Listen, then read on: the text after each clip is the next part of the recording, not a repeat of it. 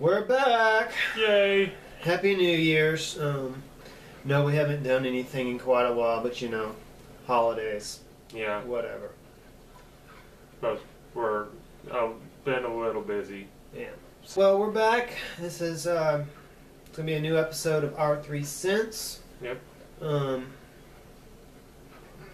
know we haven't done anything in quite a while, but we got a project that we're working on that we've been focusing all our time and energy into.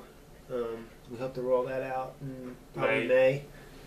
So we'll maybe try to let you know, slip some details a little later, but we don't really have it finished yet.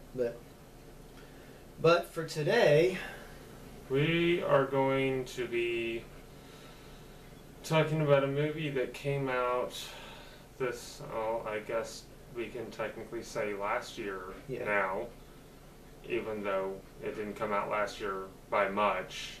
right? There's this director that you guys may or may not have heard of.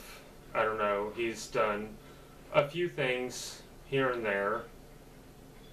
I think you might have heard of him. He had a small independent film that came out this summer, called The Avengers. Yeah. So. Yeah, we're not reviewing this though. But we're not reviewing this. No. Great movie, but no, we're not that. Yeah.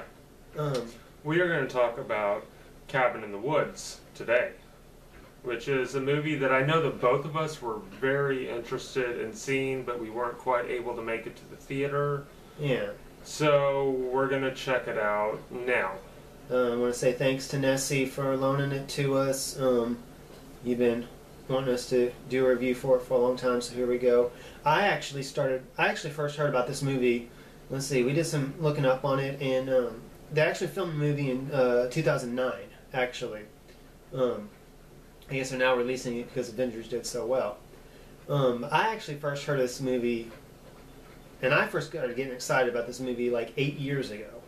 Believe it or not, 2005, they were already started talking about this movie. And I was living in Florida, and my roommate, Spencer, said, "Hey, have you heard this new movie coming out called Cabin in the Woods?" I was like, "No, what is this?" Because I was thinking Cabin Fever. I was thinking something along the lines of that. Another good movie, But I don't know. I don't know anything about this movie. I just know I've been excited for it. I've been wanting to see it for a long, long time and waiting for them to make it and release it. And all I've seen is just the one trailer that came out on the internet. That's the way I like it when I have a movie I'm excited about. I don't know much about it. I try to stay in the dark about it.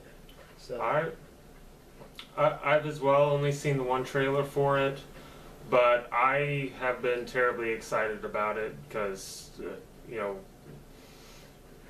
I'm a brown coat. I love Joss Whedon.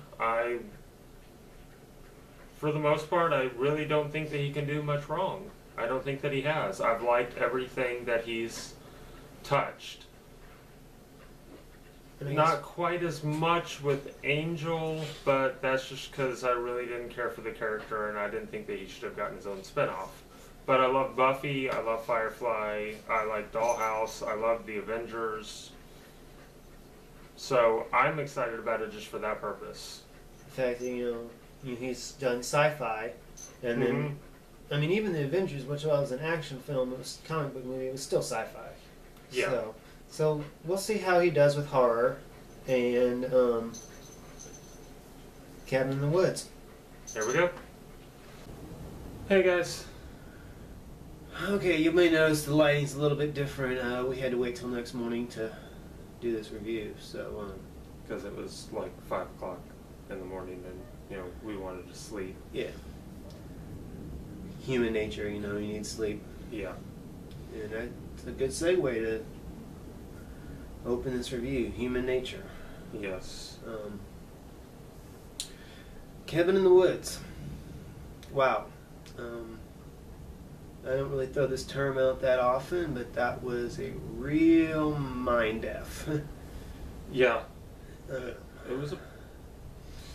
was a pretty messed up movie. Yeah. That's got real, it got real quick. Yeah. I don't even. Just fair warning. We decided that we're not going to do this spoiler free. Because we really can't. Yeah, in order to effectively review this movie, we got to talk about everything in this movie. So, spoiler alert. If you haven't seen this movie yet, shut this off until you do watch it, and then you can, talk about.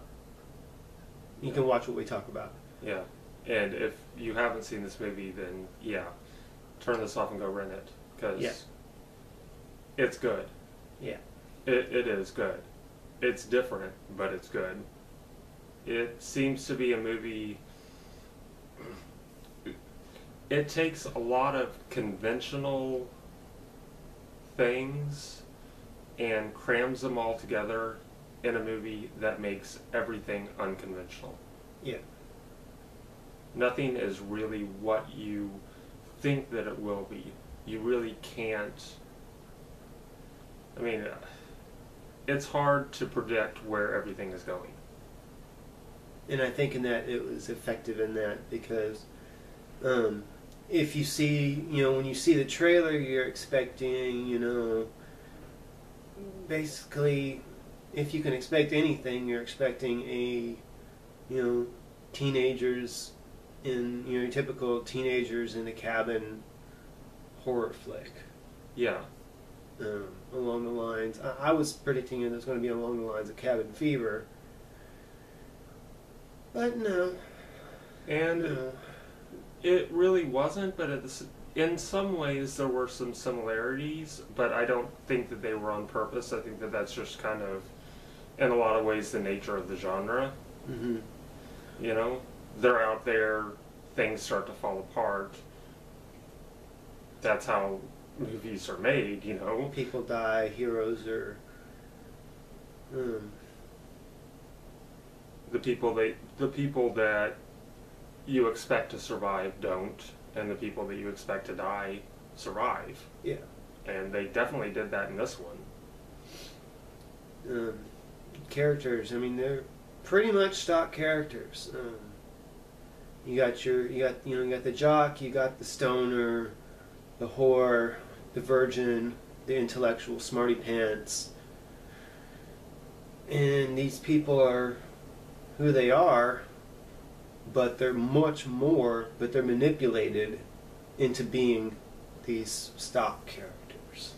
Yeah, which sounds a little confusing, but when you watch the movie it starts to make sense. Like, for a good example, Chris Hemsworth's character is the jock of the group, obviously. But it's also mentioned in the movie that he's going to college on a full academic scholarship. He's a sociology major. He's a smart guy, and he's a little bit more, he's not a typical jock. When they get to the cabin, though, he's acting like a typical jock. Mm-hmm. Because the people in control are manipulating the environment to make these characters act like they're supposed to act. Yeah. And the reason why they're doing this, because this is basically a TV show. Yeah. It's filmed and shown, but they never really say whether it's like shown on television, but it's filmed in the sense of a reality show, almost. It's kind of like the Hunger Games in a sense. And it's real, but it's for entertainment, among other purposes, which you find out not until the very, very end of the movie. Yeah. I guess really we would have to say that it's more along the lines of Battle Royale, since this was filmed in 2009, and Hunger Games had. Yeah, true, but the point is there. Even where they're staying, the cabin, there's like a force field around it. Mm-hmm. It's an arena. Yeah, it is. Basically. I don't even know. Well, I guess we should kind of start at the beginning, real quick. Right. 5 friends get together to go to one of them, Chris Hemsworth characters, he has a cousin that bought a cabin out in the woods, and they're going there for a weekend to get away. Yeah. Typical movie setup. Right. Very beginning, you get introduced to all the characters, and you find out quickly what all of them are. You find out that the blonde one is the whore. You find out that Chris Hemsworth is the jock. Dana, the redhead, she's the quote-unquote virgin, and she's kind of a reader and intellectual type. And really, I think that she was the best character. Yeah. I really like the stoner character. Yeah. I knew right away that I was going to like the stoner character because even though he is, a stoner, and you first introduced to him, he's driving down in a Volvo with a bong made out of a coffee mug or a travel mug. That was awesome. Which was amazing. Yes. That was so cool. But again, I mean, they are who they are, but they're not who they are. Who would have thought that the stoner person would have actually been the smartest character in the movie? Yeah. Because I think because of the fact that he's playing the typical stoner, he's got an altered sense of reality. He's thinking along deeper lines than just what's there.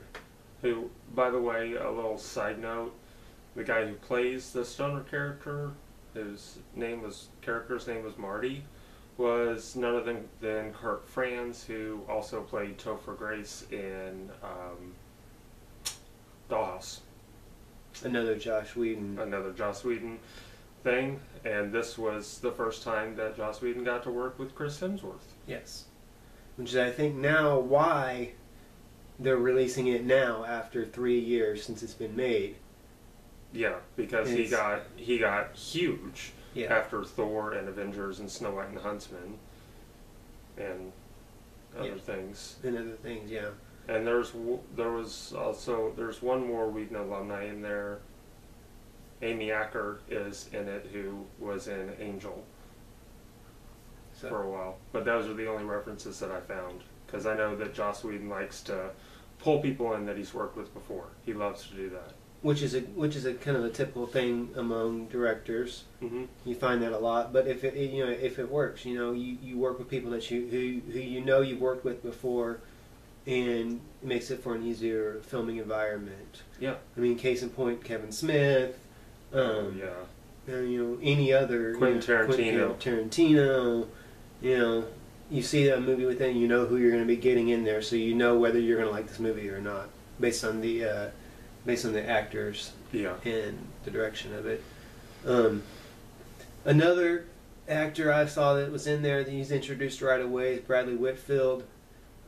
He plays the director and of this whole production, and I was really glad to see him because, as we've discussed, we discussed previously off camera, that Bradley Whitfield is really, really good. He doesn't do a lot of high-profile stuff, but when he steps into a role, he's really good.